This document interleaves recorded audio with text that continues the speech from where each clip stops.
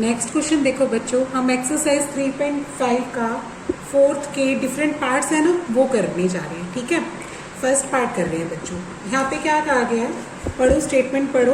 कहता है form the pair of linear equation in the following problem and find their solution if there exist by any algebraic method. तो किसी भी algebraic method से हमने ये इक्वेशंस को सोल्व करना है। ये जो 5 प्रॉब्लम्स दे रखी ना, इन प्रॉब्लम्स को सोल्व करना है। ठीक है, तो हम अपनी मर्जी से कोई भी 2 मेथड है ना अपने पास, उन दोनों में से कोई भी लगा सकते हैं। या तो सब्स्टिट्यूशन मेथड लगाएंगे या क्या लगाएंगे, एलिमिनेशन मेथड। ठीक है, हम पहली स्टेटमेंट पढ़ रहे हैं बच्चों। क्या कहती है देखो, first statement, a part of monthly hostel charges is fixed and the remaining depends on the number of days one has taken food in the mess. ठीक है, यहाँ पे कहता कि हॉस्टल के कुछ चार्जेस तो क्या है, फिक्स्ड है, और जो बाकी चार्जेस होते हैं वो वहां पे खाना खाने वाले दिनों पे डिपेंड करते हैं। अगर मेस में आप जितने दिन खाना खाते हैं पर डे के हिसाब से वहां पे खाने के चार्जेस अलग लगेंगे। ठीक है, फिक्स चार्जेस तो आपको देने ही पड़ेंगे, साथ में अगर खाना खाओगे जितने दिन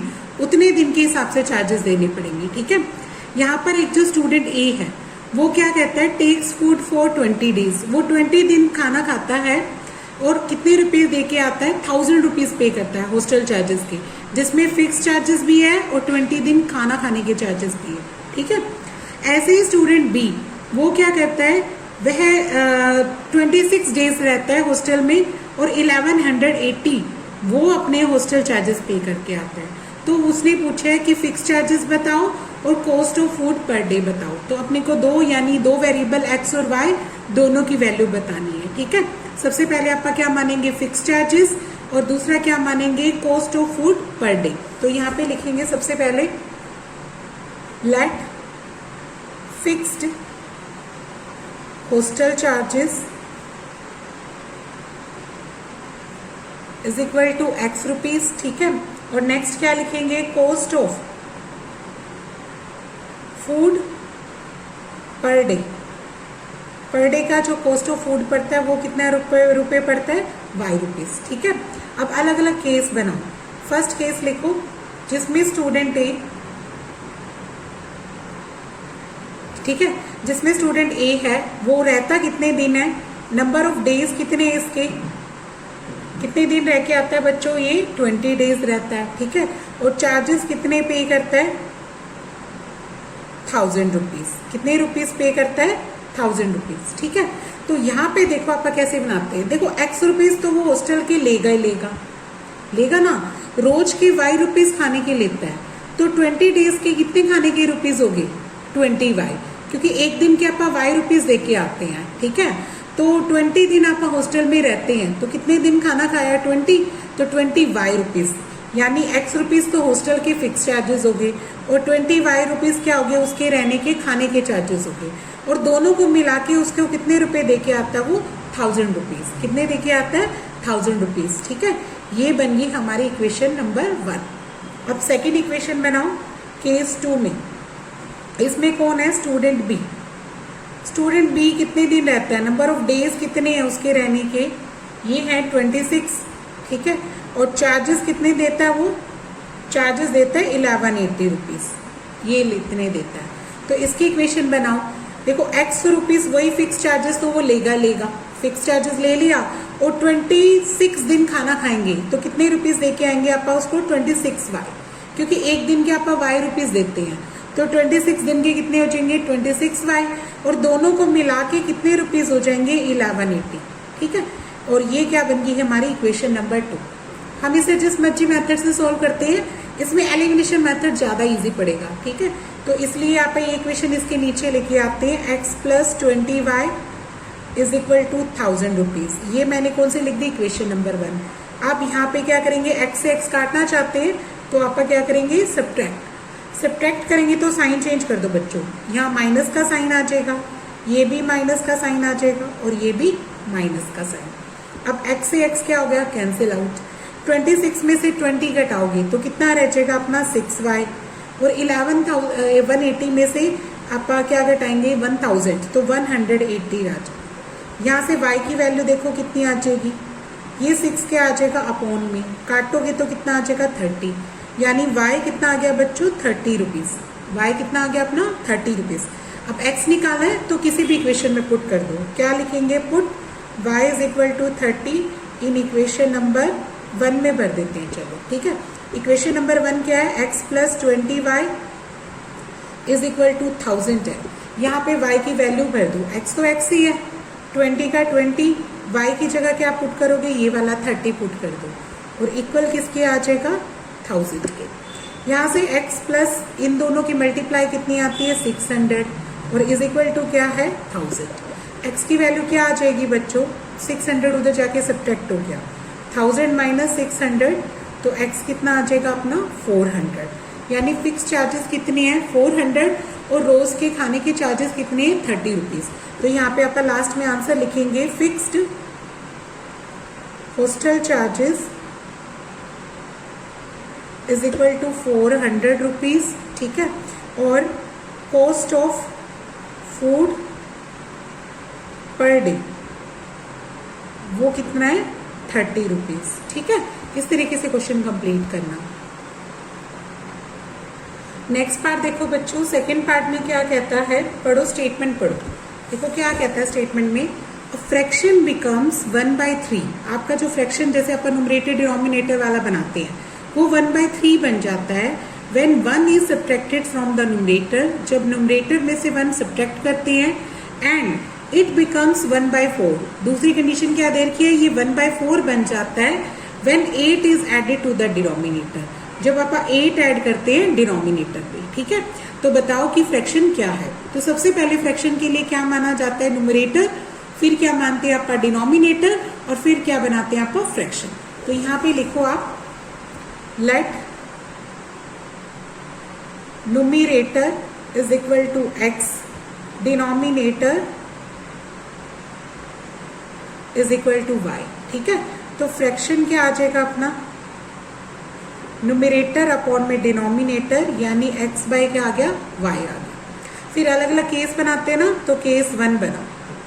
केस 1 में क्या कहता है? अकॉर्डिंग टू क्वेश्चन क्या कहता है कि फ्रैक्शन में 1 is subtracted from the numerator, यानी न्यूमरेटर में से 1 सब्ट्रैक्ट करना है, डिनोमिनेटर को बच्चों कुछ नहीं करना है। स्पेशली कहा गया है कि न्यूमरेटर में से 1 सब्ट्रैक्ट करो तो फ्रैक्शन हमारा क्या बन जाता है? 1/3। यानी डिनोमिनेटर को तो कुछ नहीं किया ना, सिर्फ न्यूमरेटर में 1 सब्ट्रैक्ट कर दिया, फ्रैक्शन क्या बन गया? 1/3। अब क्या कर दो? इस स्टेप पे क्रॉस कर दो, यानी 3 की मल्टीप्लाई x माइनस 1 से और y की मल्टीप्लाई 1 से, तो y आ जाएगा। अब अंदर मल्टीप्लाई करो 3x इसके साथ और इसके साथ करोगे तो माइनस का 3 इज इक्वल टू क्या आ गया? y। ये जो y है वो इधर लाके सब्ट्रैक्ट कर दो, ये जो -3 है वो उधर ले जाके प्लस कर दो, तो ये क्या बन जाएगी? हमारी इक्वेशन नंबर 1 इक्वेशन होगी। अब केस 2 देखो, अकॉर्डिंग टू क्वेश्चन क्या कहता है? इसमें क्या कहता है? फ्रैक्शन 1/4 बन जाता है अगर 8 is added to the denominator. यानी बच्चों फ्रैक्शन में न्यूमरेटर को कुछ नहीं करना, डिनोमिनेटर में बल्कि 8 ऐड करना है, तब आपका फ्रैक्शन 1/4 बन जाता है। कितना बन जाता है? 1/4। इस स्टेप पे भी क्रॉस कर दो, 4 की x से गुना कितनी आ जाएगी? 4x। 1 की 5 प्लस 8 से कितनी आ जाएगी? y plus 8। अब एक तरफ करें आपका y, 4x इधर, y इधर लेके आएंगे माइनस का, और इक्वल किसके आ जाएगा बच्चों? 8 के। ये क्या बन गई अपनी इक्वेशन नंबर 2। एलिमिनेशन मेथड अच्छा है क्योंकि y से y आप सब्ट्रैक्ट कर सकते हैं, काट सकते हैं, तो इसके नीचे इक्वेशन 1 लिख दो। इक्वेशन 1 हमने इसके नीचे लिख दी। अब क्या करो? सब्ट्रैक्ट करो ताकि साइन चेंज हो जाएंगे ना। सब्ट्रैक्ट करते हैं, ये माइनस का और माइनस वाला किसका बन गया? प्लस का, और ये किसका बन गया? माइनस का। अब कट सकता है ना y से y, तो काट दो। y से y काट दिया, 4x में से 3x सब्ट्रैक्ट करोगे, कितना रह जाएगा बच्चों? x रह गया। 8 में से 3 सब्ट्रैक्ट करोगे, कितना रह जाएगा? 5 रह जाएगा। तो x तो आ गया अपना, x आ जाएगा तो y निकालो। क्या करेंगे? Put x is equal to 5 in equation number 1 में भरते हैं आप। ठीक है, इक्वेशन नंबर 1 है 3x minus y is equal to क्या दे रखा अपने को? 3। यहाँ पे x की वैल्यू क्या भरेंगे बच्चों? 5। तो 3 into 5 minus y is equal to 3, ये बन जाएगा 15 minus y is equal to 3, minus y यही रहने दो, 15 उधर जाके माइनस कर दो। कर दिया? तो माइनस वाई और इधर से सब्ट्रैक्ट करोगे तो कितना रह जाएगा, माइनस का 12 रह जाएगा। अब इधर माइनस से माइनस क्या हो गया, कैंसिल आउट, यानी y की वैल्यू कितनी आ गई बच्चों, 12। अब लास्ट में आंसर लिखो, नुमरेटर तो x यानी 5 आया, ठीक है, और डिनोमिनेटर y यानी 12 आ गया। तो फ्रैक्शन क्या बन जाएगा, x अपॉन में y यानी 5/12, ठीक है। तो इसका आंसर कितना आ जाएगा, 5/12। अब नेक्स्ट पार्ट देखो बच्चों, थर्ड पार्ट में क्या कहता, Yash scored 40 marks in the test. Yash को क्या कहता है कि 40 मार्क्स मिलते हैं टेस्ट में अगर getting 3 marks for each right answer, अगर उसको 3 मार्क्स मिलते हैं हर राइट आंसर के लिए, और losing 1 marks for each wrong answer. It means आपको नंबर नेगेटिव मार्किंग है यहाँ पे, यानी अगर गलत आंसर देते हो तो 1 मार्क्स आपके काट लिए जाते हैं पर क्वेश्चन के हिसाब से। जितने क्वेश्चन गलत करते हो 1 नंबर गलत आंसर का काटा जाएगा, ठीक है। फिर तब उसका स्कोर कितना होता है, 40। अब दूसरे केस में क्या कहता, अगर उसको 4 marks awarded for each correct answer, अगर सही उत्तर के लिए उसे 4 नंबर देते हैं अपन, ठीक है, और 2 marks deducted for each incorrect answer, और गलत आंसर के लिए इस बार 2 मार्क्स काटे जाते हैं, तब उसमें उसका स्कोर कितना हो जाता है, उस केस में 50 हो जाता है। तब उसका स्कोर कितना हो जाता है, 50।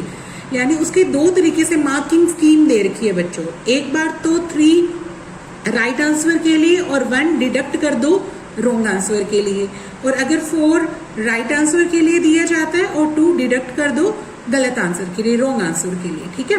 तो हमें नहीं पता कि उसने कितने टेस्ट में क्वेश्चन थे, तो यानी कुछ क्वेश्चन तो उसने सही दिए होंगे आंसर और कुछ क्या दिए होंगे गलत।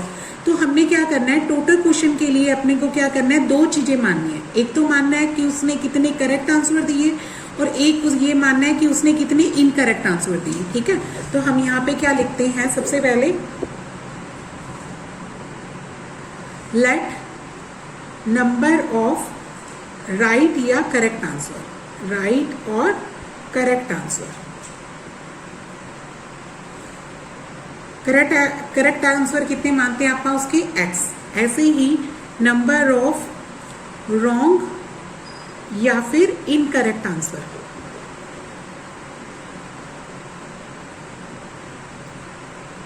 वो कितना आ जाएंगे, y। यानी टोटल क्वेश्चन कितने हैं बच्चों, टोटल जो आंसर्स हैं या टोटल क्वेश्चंस हैं वो कितने हैं, x प्लस वाई है। टोटल क्वेश्चंस कितने हैं, x प्लस वाई। अब x और y की वैल्यू निकालेंगे, बाद में दोनों को जोड़ देंगे, ठीक है। अब देखो सबसे पहले क्या कहता है, केस 1 बनाओ। केस 1 में मार्किंग स्कीम बतानी है ना, marks for right answer, marks for correct answer. इस केस में कितना है, इसमें तो अगर करेक्ट आंसर देता है तो उसको प्लस के 3 नंबर मिलते हैं, ठीक है। फिर लिखेंगे marks for incorrect answer, incorrect answer के लिए उसको कितने नंबर मिलते हैं, माइनस का 1, मतलब उसका 1 नंबर डिडक्ट कर देते हैं तो उसके कितने मिलेंगे, उसको -1, ठीक है। और उसका स्कोर, यश स्कोर कितना हो जाता है, यश का स्कोर हो जाता है इस केस में 40। तो देखो स्टेटमेंट कैसे बनेगी, पहले इक्वेशन कैसे बनेगी, अगर उसने x आंसर राइट किए हैं, x आंसर बिल्कुल ठीक है, तो एक आंसर के लिए उसको कितने मिलते हैं, 3 ना, तो 3x उसको आंसर मिल जाएंगे। लिखेंगे यहाँ पे ये भी लिख देना, marks for each correct answer, यहाँ पे ईच वर्ड जरूर लिख देना बच्चों, ताकि एक क्वेश्चन का नंबर है, एक क्वेश्चन के लिए उसको 3 नंबर मिलते हैं। तो x अगर उसने टोटल सही आंसर लिखे तो उसको कितने नंबर मिले होंगे, 3x। ऐसे ही y क्वेश्चन उसके गलत हैं, एक आंसर के आप 1 नंबर काटते हैं तो y आंसर्स के कितने नंबर काटे होंगे, y, यानी उसके कितने काट दिए अपनों ने, y मार्क्स। तब उसका स्कोर कितना हो गया, 40 हो गया। तब उसका स्कोर कितना बन गया, 40। बोलो फर्स्ट इक्वेशन समझ में आ गई, इसको क्या बना लो, फर्स्ट बना लो। अब ऐसे ही केस 2 पढ़ो। केस 2 में मार्किंग स्कीम कैसे दे रखी है, यहाँ पे लिख देना marks for each correct answer, her correct answer के लिए उसको कितने मार्क्स देते हैं आप, इस बार देते हैं प्लस का 4 देते हैं, ठीक है। और ऐसे ही marks for each incorrect answer, अगर गलत आंसर देता है तब उसको कितने देते हैं, माइनस के 2 नंबर काटते हैं। तो और उसका स्कोर कितना हो जाता है, यश स्कोर कितना है, इस केस में उसका स्कोर होता है 50, कितने हो जाते हैं 50। तो अब यहाँ पे देखो उसकी इक्वेशन कैसे बनेगी, यानी देखो x उसने बिल्कुल सही आंसर दिए, तो x को 4 से गुना कर दोगे तो कितनी आ जाएगी 4x, यानी 4x उसको बिल्कुल करेक्ट मार्क्स मिल गए, ठीक है। और उसके काटे कितने होंगे मैडम ने, y क्वेश्चन उसने गलत किए, हर क्वेश्चन के मैडम 2 नंबर काट दिए, तो कितने काट दिए उसके माइनस के 2y, कितने काट दिए माइनस के 2y, तब उसका स्कोर कितना हो जाता है बच्चों 50 हो जाता है। कितना स्कोर हो जाता है 50। अब यहाँ से आप क्या कर सकते हो, 2 कॉमन नजर आ रहा है मुझे, आ रहा है ना, तो आप 2 कॉमन निकाल लेते हैं। अगर इसका 2 कॉमन निकाल दिया तो यहाँ क्या रह जाएगा 2x, और इससे 2 कॉमन निकाल दिया तो क्या रह जाएगा y, ओनली y, कितना रह जाएगा बच्चों y, और इक्वल किसके आ जाएगा 50 के, ठीक है। अब ये जो 2 है वो इधर जाके डिवाइड करता है, यानी इक्वेशन बन जाएगी 2x माइनस वाई, 50/2 करोगे तो कितना आ जाएगा 25, इक्वेशन बन जाएगी 2x minus Y is equal to 25, ये बन गई। ये कौन सी है अपनी सेकंड इक्वेशन। अब फर्स्ट इक्वेशन इसके नीचे लिख लो बच्चों, 3x minus Y is equal to 40, ये फर्स्ट मैंने इसके नीचे लिखी। अब क्या करूँ, एलिमिनेशन मेथड, सब्ट्रैक्ट कर देते हैं, यहाँ लिख दो सब्ट्रैक्ट और साइन चेंज कर दो, ये माइनस का, ये प्लस का, और ये किसका हो गया माइनस का, ठीक है। अब y से y क्या हो गया, डिडक्ट हो गया, कट गया। 3x में से 1x घटाओगे तो माइनस का x रहेगा, और माइनस के 40 में से 25 घटाओगे तो माइनस का 15 रहेगा। अब माइनस से माइनस कट कर दो, यानी x की वैल्यू कितनी आ गई 50। अब किसी भी इक्वेशन में पुट कर दो, ठीक है। Put x is equal to 15 in equation number 1, equation number 1 में भर रहे हैं। इक्वेशन नंबर 1 कितनी है बच्चों, 3x माइनस का y इज इक्वल टू 40 है। यहाँ से 3x को कितना भर देना 15 माइनस का y इज इक्वल टू 40, ये कितना हो जाएगा 45, माइनस का y is equal to 40, minus y यहीं छोड़ दो, 40 माइनस 45 कर दो, तो ये कितना आ जाएगा माइनस का y माइनस का 5 आ जाएगा। y माइनस से माइनस कट गया तो y की वैल्यू कितनी आ गई बच्चों 5, ठीक है। अब हम अपना आंसर लिखें, यानी उसने 100 number of correct answer, correct answer कितने आ गए, करेक्ट आंसर है 15, x है ना 15 रख दो, ठीक है। लास्ट में अपन इसका आंसर लिखेंगे, यहाँ पे करेक्ट आंसर तो कितने हैं 15, और number of incorrect answer, incorrect answer वो कितने हैं 5, कितने हैं बच्चों 5, और टोटल आंसर्स या टोटल क्वेश्चंस कितने हैं, टोटल क्वेश्चंस कितने आ जाएंगे, दोनों को प्लस कर दो, 15 + 5 यानी कितने क्वेश्चन है 20, ठीक है। इसका आंसर कितना आ गया 20।